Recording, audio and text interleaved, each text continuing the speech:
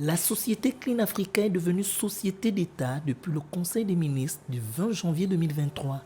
Suite à ce statut, le conseil d'administration très attendu avec ses nouveaux membres a acté la régularisation sur le plan juridique de la dite société. Avant Clean Africa, c'était une société privée qui progressivement est devenue une société d'État. Mais je pense que ce qui est le plus intéressant à mettre en avant, c'est le travail sur le terrain.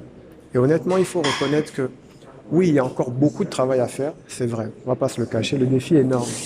Mais il y a de nettes améliorations. L'épineuse question de la décharge de Mindoubé a été évoquée avec notamment l'examen de sa fermeture et l'ouverture d'un centre d'enfouissement et traitement des déchets sur le site de Coltan. Pour assurer à long terme la propreté de la ville, il faut déjà que l'on aménage un nouveau site. Et il y a des travaux qui sont menés en ce sens. Il y a également d'autres travaux qui sont entrepris actuellement avec la Banque européenne d'investissement en vue d'anticiper la création d'un nouveau site de traitement et de valorisation des déchets pour anticiper l'avenir et sortir de la situation de la décharge de Mindoubé. Avec le nouveau matériel octroyé dernièrement par l'État, Clean Africa pourra désormais améliorer sa capacité opérationnelle et remédier aux problèmes d'insalubrité dans le Grand Libreville. À cet effet, un programme pour le déploiement de ce matériel a été mis en place avec pour nécessité de prévoir un supplément budgétaire pour le recrutement de la main-d'œuvre permanente. Nous avons commencé à réfléchir que nous devons mettre en place le supplément budgétaire que nous devons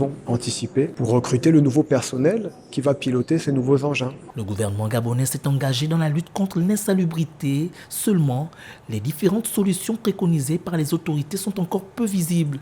Mais le visage de Libreville change déjà avec les nouvelles dotations logistiques mises à disposition de Clean Africa qui ont permis de faire passer la collecte des déchets de 70% à 90%.